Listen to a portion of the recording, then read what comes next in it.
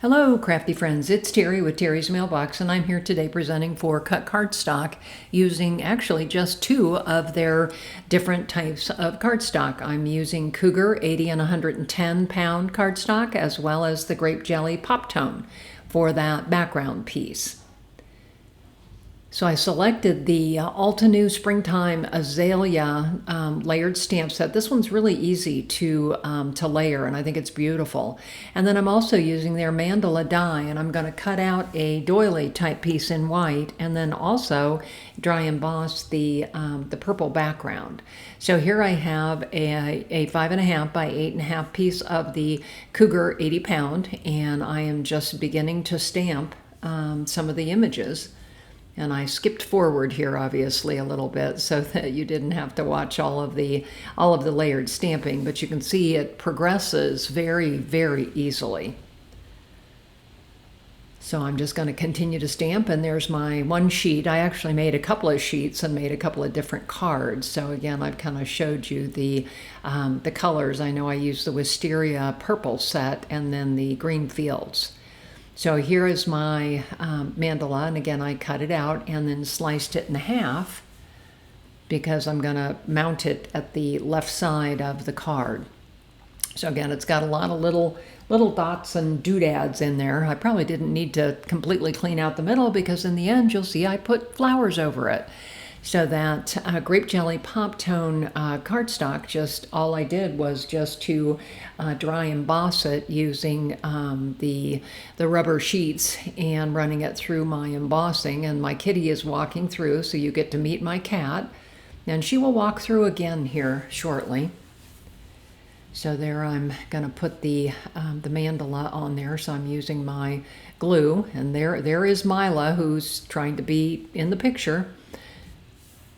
I couldn't delete her out. I just had to leave her. She's my buddy.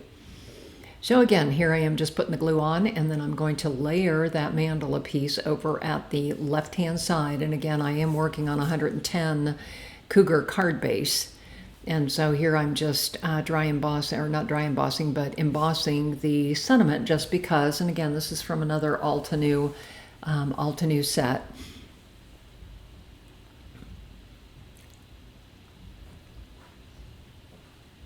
And so here I am playing with the flowers, with the parts is parts. So I've got all kinds of, multiple separate flowers here that I cut out. And I'm going to go ahead and pop this one in the middle up to give it a little bit more dimension. But I mean, this would make a nice wedding card, anniversary card, birthday card. I mean, there's lots of things you could do with this particular card. So again, I've taken some of the leaves and cut some of the long stems off so that I could really just kind of mount those underneath the flowers without having to glue and stick them in too far. So again, still just kind of playing with the leaves.